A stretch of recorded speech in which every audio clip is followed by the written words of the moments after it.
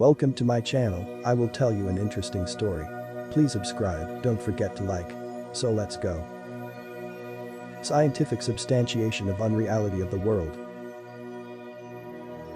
On October 4, 2022, a press release was issued stating that the Royal Swedish Academy of Sciences had decided to award the Nobel Prize in Physics to 3 scientists from different countries for experiments with entangled photons, finding violations of Bell's inequalities, and pioneering quantum computer science.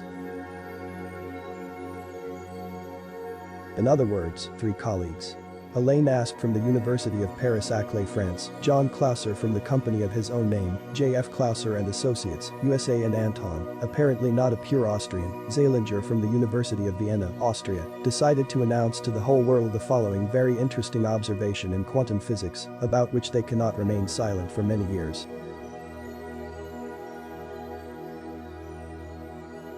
In general, what is quantum physics or quantum theory?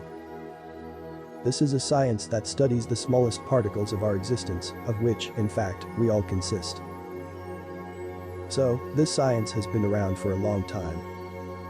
Quantum physics originated at the end of the 19th century, but was not popular because contradicted some postulates of classical physics. In view of the influence of public opinion about the absurdity of some observations, it was completely censored at some times. Therefore, the second wind of its spread to the masses was the coverage in the books of the so-called science fiction writers.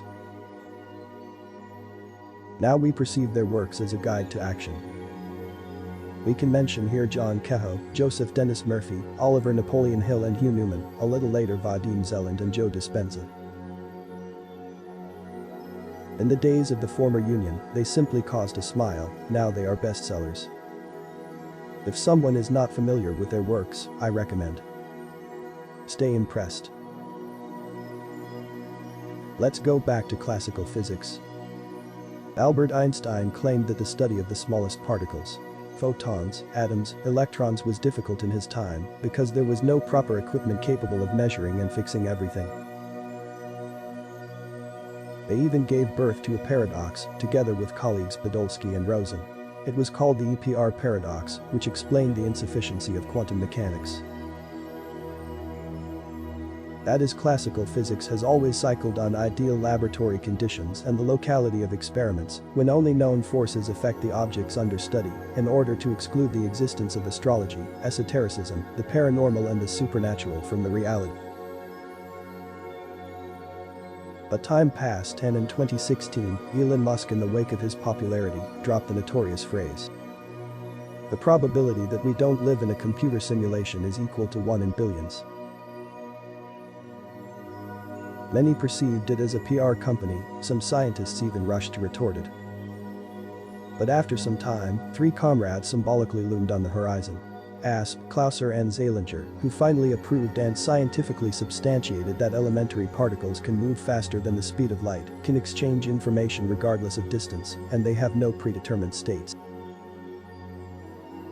In simple words, if there is no observer, the particles may not show the information they need. This trinity proved that elementary particles don't have specific characteristics. They appear only at the moment of measurement, and, therefore, if everything in our world consists of these smallest particles, then the reality of the universe is also relative. There is no observer, there is no event, and, consequently, there is no universe in the moment. This discovery allows us to talk openly about the presence-absence of God, the shape of the earth, our purpose in this incarnation, connection with the soul and awakening. But more on that later. I will finish the story with the words of Arkell from the film The Idea.